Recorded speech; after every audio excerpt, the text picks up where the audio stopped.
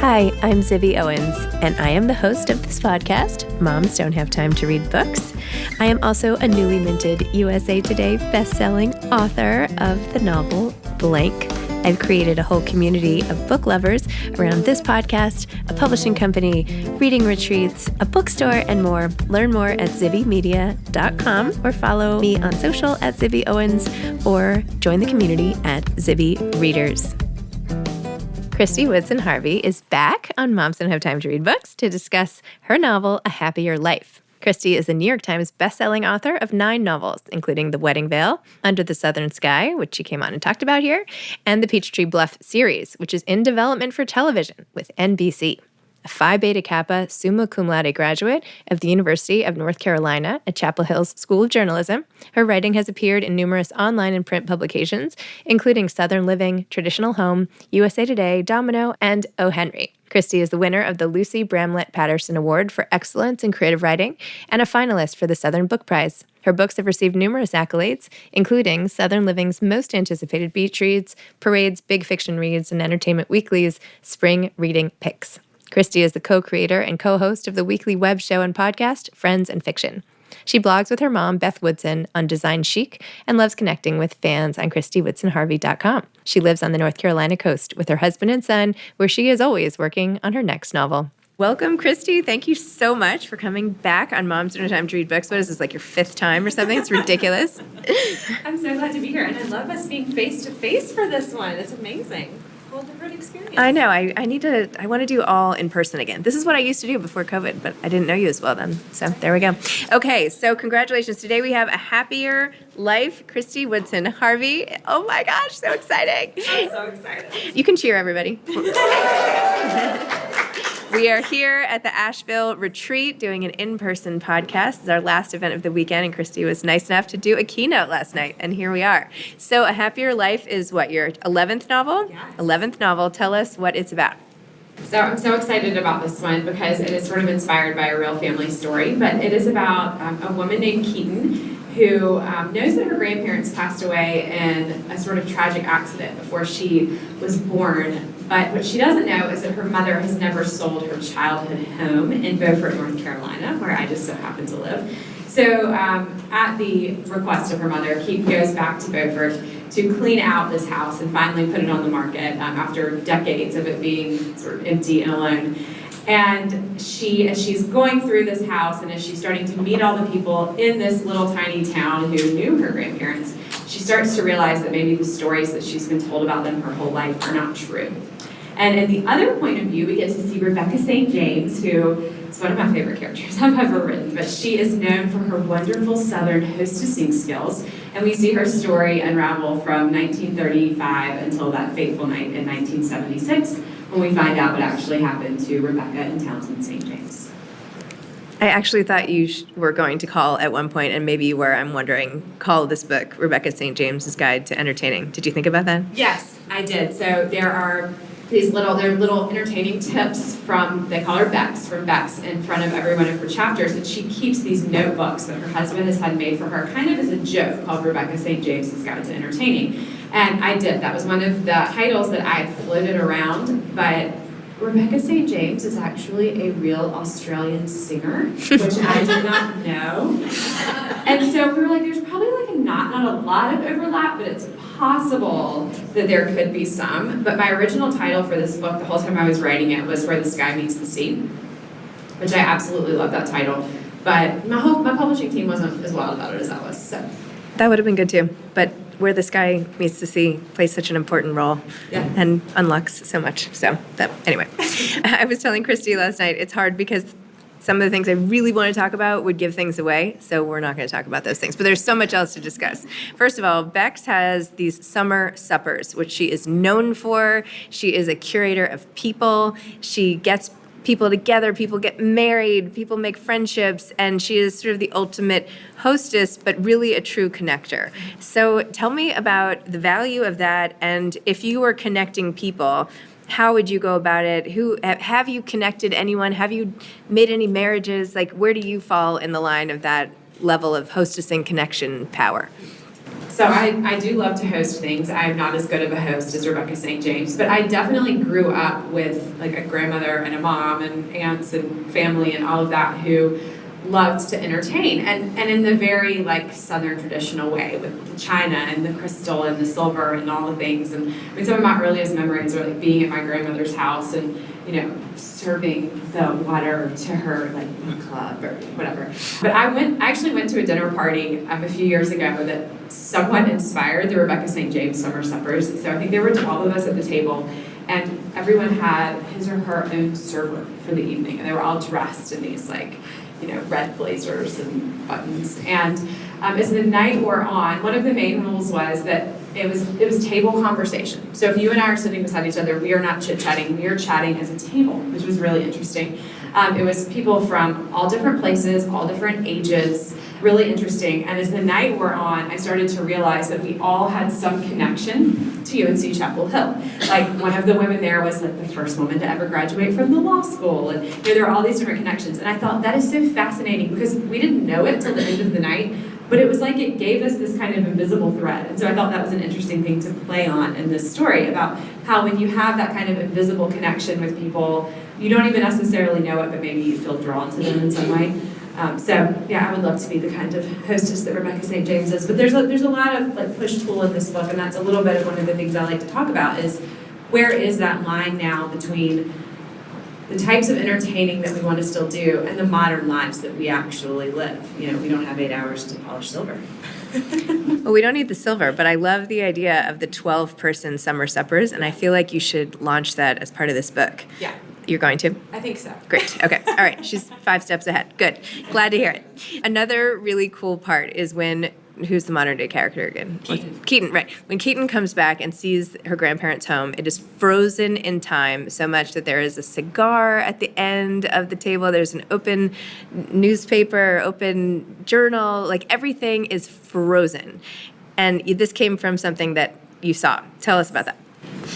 So I told Zibby last night that I actually had to water down this part of the story because the way that I wrote it originally was based on something real, and my editor and my agent were like, this is completely unbelievable. And I was like, but it's true. And they were like, well, you can't write it because no one will believe that this actually happened.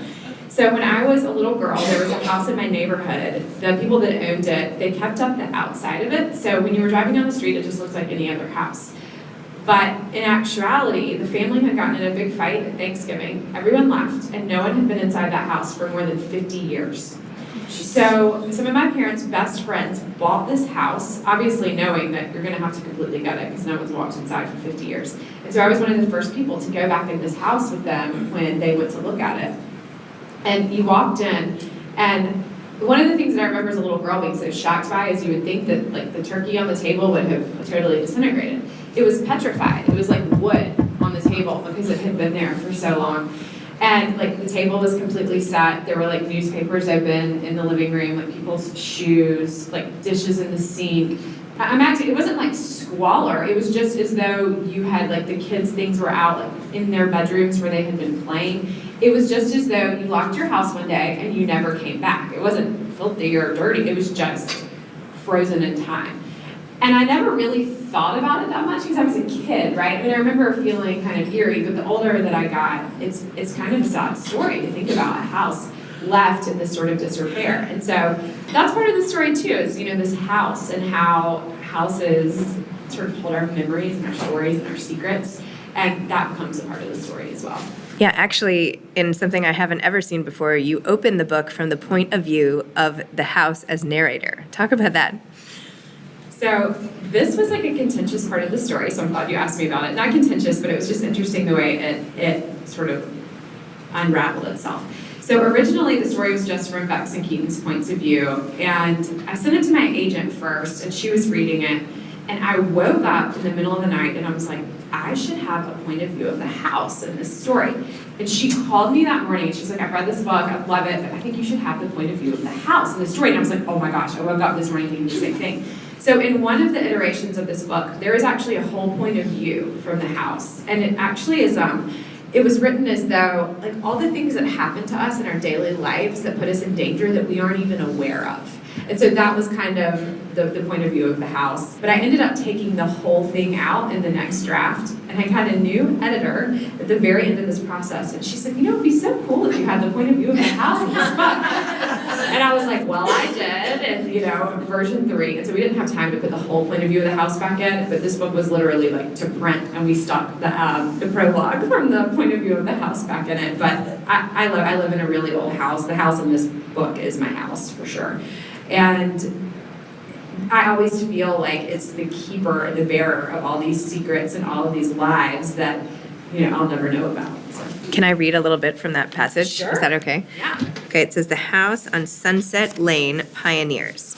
Houses outlive the people they love. When my fellow clapboard houses on Sunset Lane in Beaufort, and I were being built by shipbuilders, just discovering this port, proud and young and new, we had no idea what our futures would hold. How could we?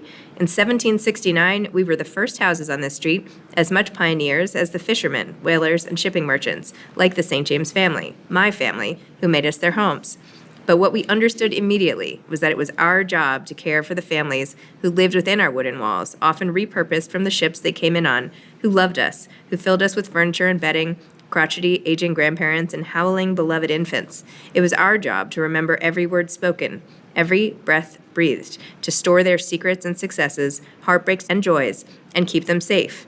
Here, on 7 Sunset Lane, the sun still glints on water that slowly, patiently laps the sandy shore, and boats come to port. People marvel at us, these structures that have been here since before America was America. But I alone hold the distinction of still, 254 years after I was first built, being the St. James house. Other houses on the street have changed hands, been sold, filled with fresh wallpaper, trendy paint colors, and new people who don't care quite so much about the stories their houses hold. That I have been owned by one family should be a point of pride, only it has been nearly 50 years since anyone has lived inside of me, since I have swayed with voices, singing Christmas carols, vibrated with dog paws speeding down my halls, and cheered with friends blowing out birthday candles. But those aren't the moments I miss most. What I long for is the sound of my door swinging open, the rush of sea breeze through cracked windows, my kitchen filled with a sense of cakes and cookies, roasts and chickens, the simple laughter of ordinary days." So nice. I want to be a house. Okay, so you have this beautiful house and set the scene in a totally original way. And then all of a sudden we're plunged into a modern day coming of age, cheating person, like a whole very, of the moment situation mixed with this slow lapping water history of this quiet southern town and the frenetic energy of New York City. So talk about that dichotomy for a minute. Well, first of all, I love the dichotomy of that, just as a human. I was saying to someone the other day, I was very tired, and I flew into New York on Tuesday, and I'd been gone, and I'd come home for 12 hours, and repacked, and gotten on a plane, and I was like, I'm too tired to be doing this, and I got there, and I was alive. You just come alive when you're in New York.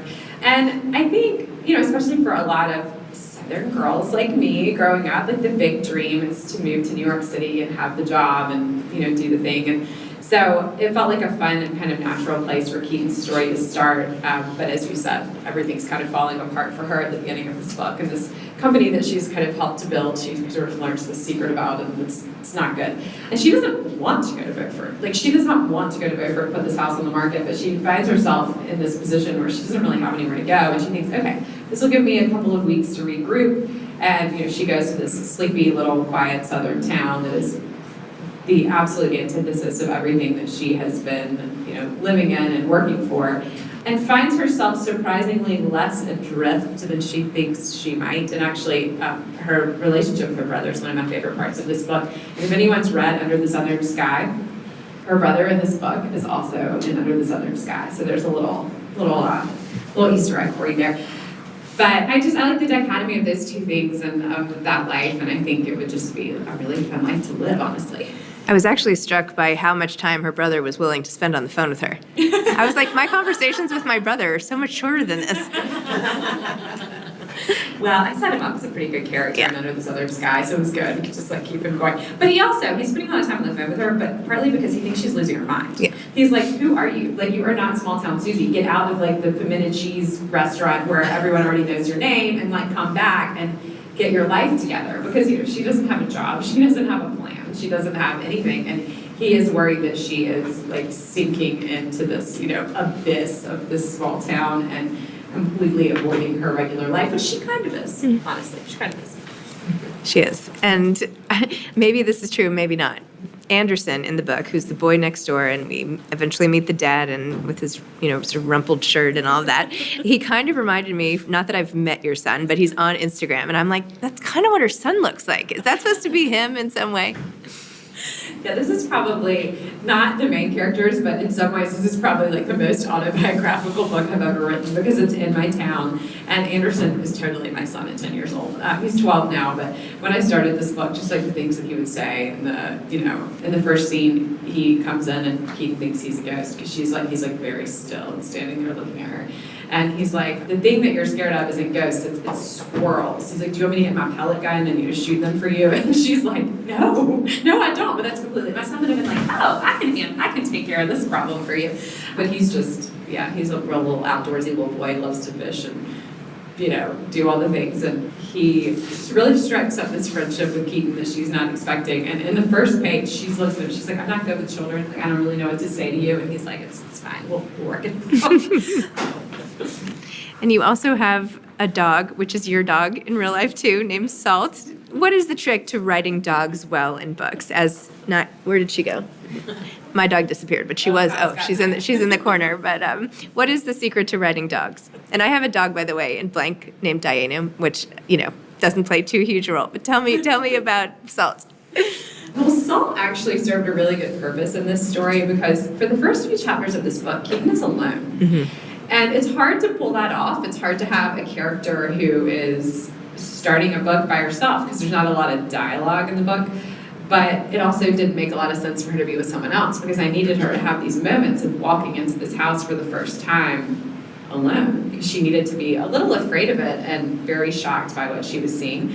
And so I think Salt really tempered that, because she can kind of talk to Salt. Salt is, grabbing things he shouldn't and running around the house with them, as my dog absolutely would. Really, there was no secret. I was like, what would Salt do in this situation? Wreak havoc. Okay, perfect. Then that's what this Salt will do too. But yeah, I have told Zibby this, but I've never had a dog before. And I did not want a dog. And my husband was like, we really need a dog. Like, our son needs a dog. A little boy needs a dog. He finally wore me down, and I was like, I am not taking care of this dog. I am not dealing with this dog. This is your dog. Like, I texted my friends a picture of me with like the puppy when we got him, and they were like, it's the apocalypse. Like, that's how much I was like, I'm never getting a dog. And of course, I am obsessed with this dog. The dog is like the love of my life. We are together all the time, at every moment. I cried like 4 times listening to Tommy. Like, oh my God, Salt's gonna leave me one day. I'm gonna be all alone. I mean, it's crazy. You do not know how much they're gonna love you and how much you're gonna love them, and they just work their way into your heart. And so there's a lot of that in this book. One thing that the book does well too is sort of institutional memory and community memory, and how why can I not remember? Keaton is walking around, Michael Keaton, okay. It's a weird name. No, it's cute. So as Keaton is walking around the town, she starts running into people who knew her grandparents and who look at her like she's the one who's the ghost. And what does it mean to have so many people know of you but not know you, and hold all those memories? And of course, gradually they start coming out. Tell me a little bit about that and some of those characters, and even the role of doctors in this book, which also plays a role. Yeah.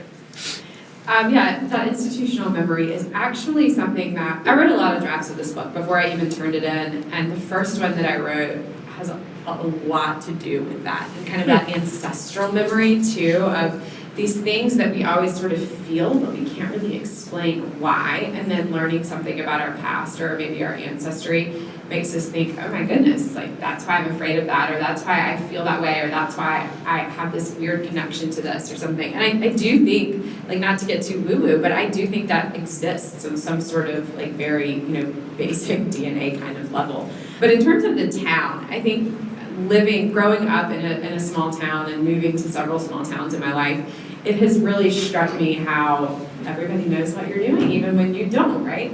And I'm very used to that, and I like it, but I can see how, as an outsider, it can be very unsettling for you.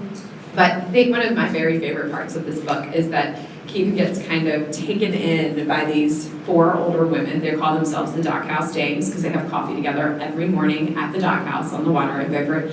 And they sort of take her in, and they all knew her grandmother. They were much younger than her grandmother at the time, but they were there when this story was unfolding and when this disappearance happened. And they all sort of had a theory about what actually happened to Rebecca and Townsend. And they're not going to tell Keaton because, they don't want to like put that on her. But they become her best friends and kind of they're the guides for her through this journey of finding out not only who her grandparents were, but also who she is and what her next steps are going to look like. But that institutional memory is so funny because I remember, like, I've lived places before where, we would have lived in a house for 15 years and there was some other family that lived there, for 30 years before that. But the house was always, like our house in Kinston will always be the Ettinger house because they're the ones that built it. And they'd be like, oh, you live in the Ettinger house. And like our house in Beaufort is the Thomas house, and like it will always be the Thomas house because they're the ones that built it. So it is neat to kind of think about that and the history, and I love that, and I really wanted to include that in this book. So thanks for noticing. Anytime. I'm struck when you were talking about this. Like, here it is, your 11th book, and you're like, I've already done these drafts, and this was this point of view, and then I took this out, and I think there's a perception that once you sort of get going at writing novels, maybe that's not going to keep happening, but it sounds like it was. Is it book specific, and does this happen each book you write, you do the multiple drafts, or was this more revision, and does it ever get easier? So it's weirdly, I think this was the easiest book I've ever revised with my editor. Like, it was very quick and easy once it got to her. And I think part of that is because I reread this book so many times. And because it was inspired by some stories that were personal to me, I think I felt more of a responsibility to get it right. I also think part of the multiple drafts was sometimes when you're writing a story that you're close to, there's this inclination that it has to be a certain way. And like originally I was gonna set this book in Key West because that's where my great aunt and uncle lived.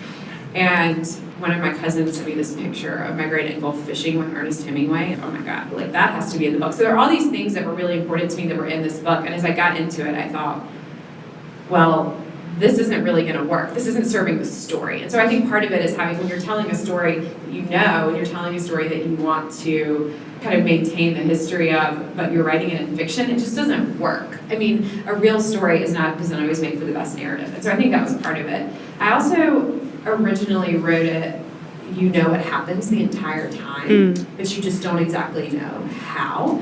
And when I got to the end, I thought, that's not right. I don't think that's going to serve the reader as much as not totally knowing what happened. But I was nervous to delve into that too because I'm not like a mystery writer. And I mean, you might figure out on page 2 what happens, and it's completely fine. Like it's not a mystery. That's not the point of the story. The point of the story is these 2 women and their lives and how they intersect. But I had never tackled that before and was very hesitant to do so. And so I think that was part of it. It was different for me a little bit, and I wanted to get it right, so I just kept rewriting until I felt like it was where it was supposed to be. And so yeah, it never gets easier necessarily, but I also think finding the best version of the story that you want to tell and writing your next best book, I think that for me is always the thing that I'm trying to do, and it's always like the joy in it for me is thinking, okay, I did something that I didn't think I could do, and I think it worked out okay. Maybe. I mean, we have to take risks sometimes to improve, right? Yeah, otherwise, you're just doing the same thing. Like, it's probably fun and challenging for you, even though it's scary. Yeah. Is it? Yeah. Oh, yeah. Yeah, no, definitely. It's definitely fun and challenging. And I think, like writing my book, The Wedding Veil, that was historical fiction, and it was about these 2 real women. And in Asheville, here we are, but it was about Edith and Cornelia Vanderbilt and the Biltmore estate. And that was terrifying to me because it was something I had never done, but I felt like I was supposed to tell that story. And I didn't know why. And it just would not let me go. Like I couldn't sleep at night, and I was thinking about it all the time, and it kept being in my path. And I was like, okay, I'm just gonna do it. And it was terrifying because I'd never done it before. And I thought, everyone's gonna know that I don't know what I'm doing, and it's gonna be terrible. But I think stretching that muscle helps you to just be able to take a risk for the next thing and the next thing. You wrote that book so you could say at the Asheville retreat that you wrote that book set in Asheville. It was all for us. It was so that Zibby would invite me. Yeah, that's her ticket here. It was only that. Tell us about your Mommune book coming next. Yeah. Okay, can we take a room vote? We're having title issues with this book. What do y'all think about the title, Forced Family Fun? It's not going to hurt my feelings if you don't like it. If you like it, raise your hand. Okay, that was about everybody. It's a pretty large. 80%. Okay, so it might be called Forced Family Fun. It might be called something else, but it's coming out in 2025. And it is about a mommune, which, if you've never heard of that, it is a mom commune. But it's kind of a joke. They're not like growing vegetables and although that sounds really great. But I think when you think of a commune, you have to be very specific. But it's about this group of women who find themselves all in difficult situations and end up moving to a house together and with their children. So it was a really fun book to write. I'm not going to talk about it yet because I'm still in the editing stages. I'm like, what is this book really about? But I think what it's really about is how public perception shapes our lives in so many ways.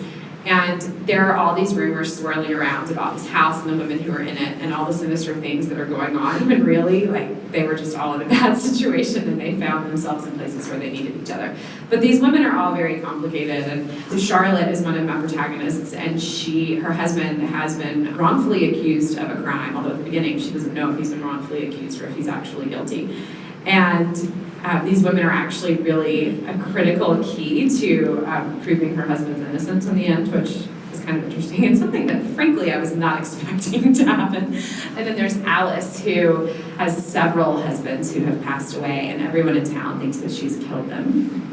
And we find out a lot about her and her past and some surprising things that happened to her along the way. And then there is a 15-year-old protagonist who I absolutely love. I loved getting to write her voice, and her father is the one who's been wrongfully accused of the crime. So her life has obviously changed very drastically. But I thought it was important to hear from one of the children that's actually living in this very unusual situation that sort of works.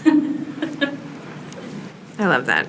I can't wait to read. By the way, there's a store in East Hampton, and they've been selling napkins, like cocktail napkins, that say Forced Family Fun, and also those plastic cups that are kind of tinted or whatever that say Forced Family Fun, and that's like the go-to Thanksgiving gift in the area. So you already have your swag ready to go. I don't have to do anything. It's fantastic. Going back to the summer suppers, I am volunteering myself to host a summer supper in my town with 12 people, and I feel like everybody in this room should host a summer supper with 12 people, and they take copies of your book and they invite 12 interesting people who aren't going to know the connection of why they were invited until the very end, and we should all post about it, and there you go. That's 12 times however many. I think that would be really fun. I love that. Is anybody up for that? Yeah. Right. Okay. Great. Thanks, Zibby. That's a great idea. Okay, parting advice to aspiring authors? No, I'm just kidding. Looking back, it is such a journey to being published and to doing the thing and getting your book in the hands of readers. But I think it's just always remembering the joy of it and writing a story for yourself. And I think sometimes it's really easy to get caught up in writing what seems to be the hot new thing or what you think the industry is going to want. And the reality is the industry is always changing. And the minute you get that book written, they're going to want something different. So I think the most important thing is, telling an authentic story that only you can tell. And whether that means, not everyone can write about their own dog. That was a joke, everyone can write about their own dog. But I think whatever it is that just makes the story personal for you is what really makes it authentic and what gives you that voice that's different from anyone else's. And, as Tommy said earlier, honestly, it's getting in the chair and writing books. And Elle and I were talking about this last night. I think sometimes there's this thought process that you have to have these big blocks of time, and you have to have this ritual, and you have to have all these things. And, oh my goodness, she's writing books in medical school residency, which is unbelievable. And I wrote my debut, Dear Carolina, when I had a 2-day-old baby. It was when I started it. And I wrote that whole thing when I was with him and I was crazy and everything was nuts. In these little 20 and 30 minute spurts. And I think you don't have to have the perfect setup and the perfect amount of time. You just have to be able to come to the page every day and tell a story that makes you happy. I love that. Kristy, thank you so much for coming back on Moms Don't Have Time to Read Books. Congratulations. Thank you. Thank you so much for having me yet again. I've loved every minute. Amazing. Thanks for listening to Moms Don't Have Time to Read Books. If you love it, please leave a review and follow us on social at Zibby Owens and at Zibby Readers.